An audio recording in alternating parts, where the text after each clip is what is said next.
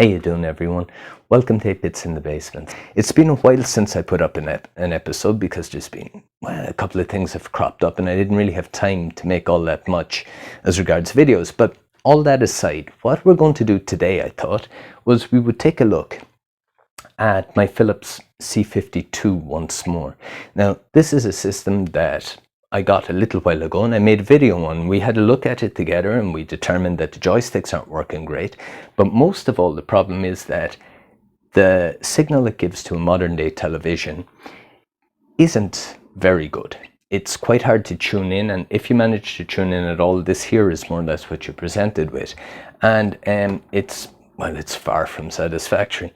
So what I did after making the first video was I had a little look around on the internet and I found a modification that was quite easy to do and could be very easily made. So I decided I'd build that up, and it has been built. What I'd like to do now is I'd like to show it to you.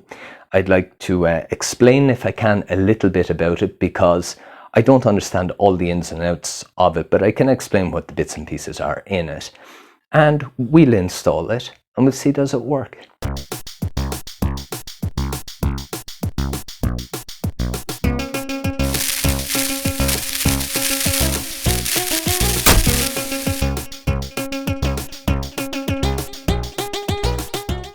So you join me back in the basement after disassembling this system and taking out the daughter board that controls the TV out and all the rest.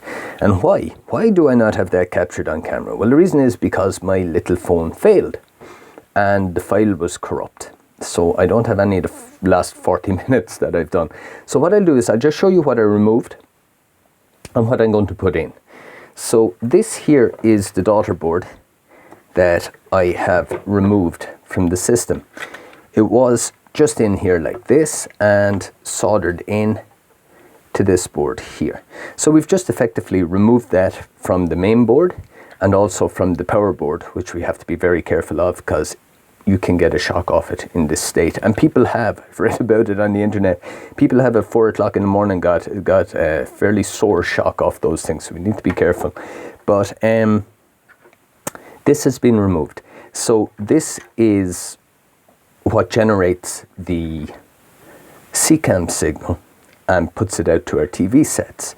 And this is why it's kind of hard to tune a modern TV into this system. So what we're going to do is we're going to replace this entire thing with something modern. And what that something is a simple little board containing only 3 ICs, 1 transistor, and it's like this. It's this little guy that I built.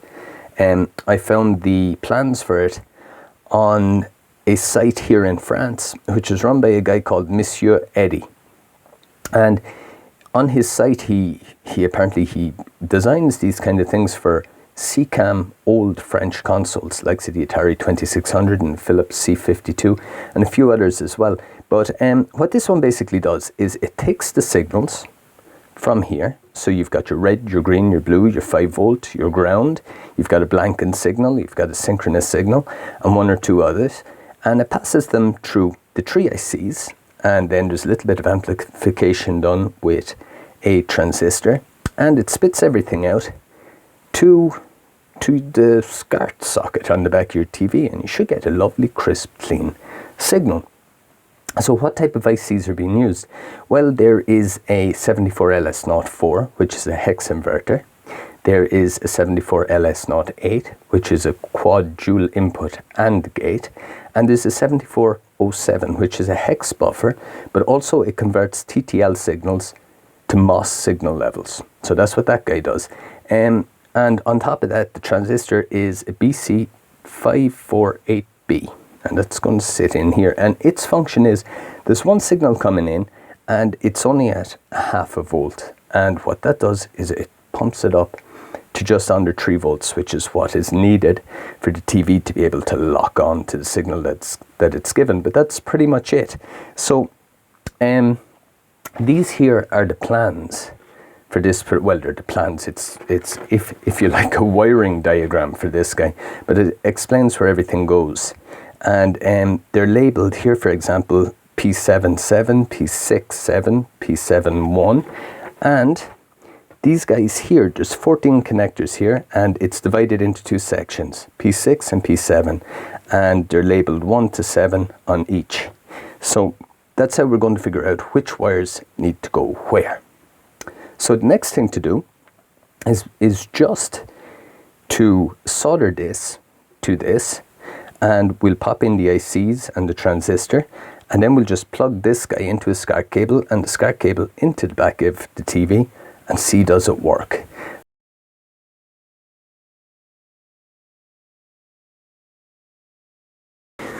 Okay, but just before I go any further, I thought it might be a nice little idea to have a look at the underside of this board and see what's on it and what it's made up of. So this guy here is held in with just two of these kind of bolt looking screws. So I need to use a spanner to open them because they're actually locked in quite tightly. So I'm going to use a 7mm little spanner, and once they've been turned a little, it's actually possible to undo them with your fingers. So again, I need to be extremely careful of that guy, and yeah, these will just undo like this, and we'll have a little look and see what ICs and stuff are there, because although that little board that I'm going to be using connects along here, there is one signal, the blanking signal, that there is no output for here, so it needs to actually latch into a pin on one of the chips here.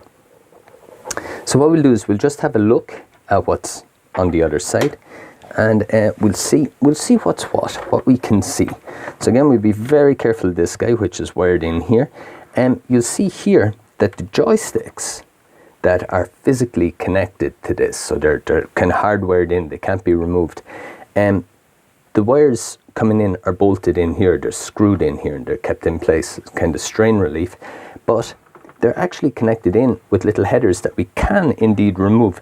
So if I can't repair those joysticks, it's not the end of the world, because what I can do is I can put on two regular 9-pin DIN connectors on the back of the case and just wire them in here and use regular Atari joysticks. So anything that would work with a Commodore 64 or an Atari or an MSX or an Amstrad or whatever should work with this as well. Now, there we go. So here we are. Now, unfortunately, with this phone I'm using, I can't really zoom in all that great, but here we are anyway. What we have is, these here are the two connectors for the joysticks that I just unplugged. Then what we have is we have the cartridge connector here. This here is a whole row of resistors that are going to the keyboard cable there, and they are indeed resistors, they're not diodes. And then all this here is logic chips. All these guys are 74 series logic chips all along here. There are two Intel chips. There's one that's code dated or date coded for 1977 and the other for 78. So things are damn near as old as I am. And I'm not sure which is which, but one is the processor anyway, and it also controls the video out, I think. I suppose another one is I/O and another one is memory. I would imagine that's the way it works, but I really don't know for sure.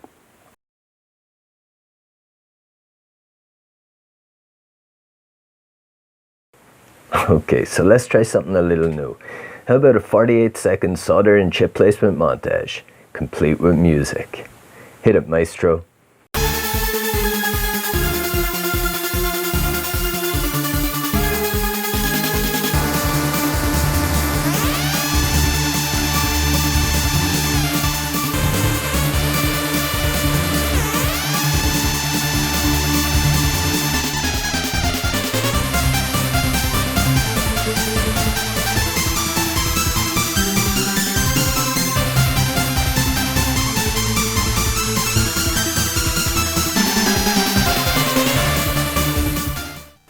Now, so here's our very first power up with this new board in place. I'm just after laying it out. It's extremely dangerous the way it is because this here is wide open. But I've connected our new board into, or I've plugged it to a SCART cable, and that SCART cable is run into the back of the TV here where it goes. And I've selected the SCART channel. So what should happen when I power this on is I should get an image on screen, a clear one, I hope anyway, or else I won't get anything at all. We'll see one way or the other, but I need to be extremely careful of this. So here we go on our power up.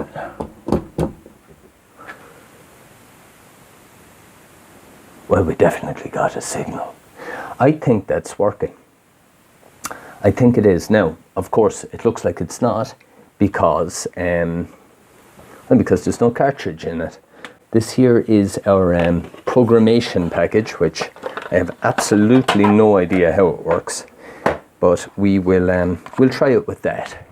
So I'm going to plug this into the underside. Now, can you still see the screen? You can. Excellent, or part of it anyway. Need to be very careful of this board again. Plug that in. And we've got something. There's some weirdness going on there. But it's definitely doing something. Maybe that's the way it's supposed to be, I don't know. I wouldn't say so though, but because I thought it had asked me which game I wanted to play. Ah, there we go. Look.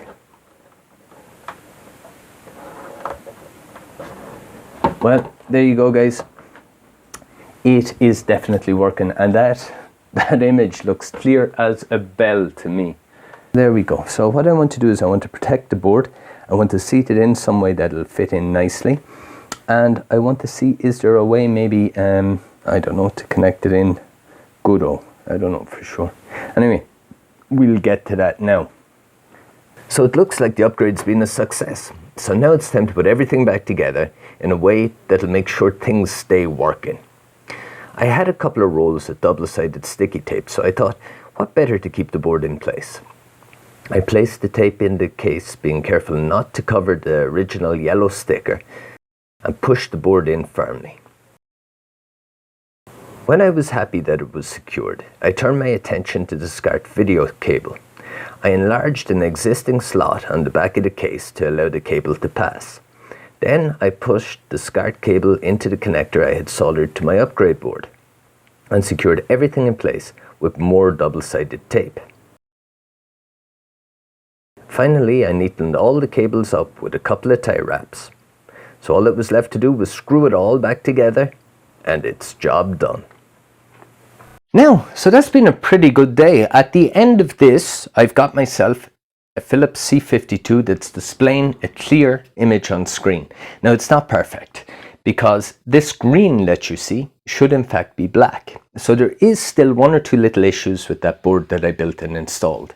I have off camera tried swapping around the red, green and blue wires amongst themselves to see if it had rectified any, but all it did was change the colors and I never really got a black screen. So I think there are probably one or two little resistor values in there that need to be tweaked or something like that. So I'll look into that and see if I can sort it up. On the plus side though, the sound is working. And also when I was testing out this, the two joysticks that weren't working properly, this one here decided to magically repair itself. So now what happens, if you watch this little guy here, you'll see that I can move him up, down, left and right, and the fire button's working, so I can even score a goal in my game of football here. So that was a pleasant surprise at least. The other joystick isn't working properly though, so what I'm going to do is a little bit further down the line, not too far away though. What we'll do is we'll take both those joysticks apart, we'll have a look inside of them, see what makes them tick, see if they need a bit of repairing, which I'm sure that one does, give them a little clean up, and we'll see if we can get the two of them working, and then we should have pretty much a fully working system at that. So that's all I have for you today, everyone. If you enjoyed the video, give us an old thumbs up. If you didn't, give us a thumbs down. Leave a comment. Just leave a comment if you've got anything to say. And if you haven't already, click on that old subscribe bell, and we'll have another few videos coming fairly soon. Or not. Sometimes I skip a few weeks. We'll see what we can do. And between this and then anyway, we'll talk to you. Bye bye.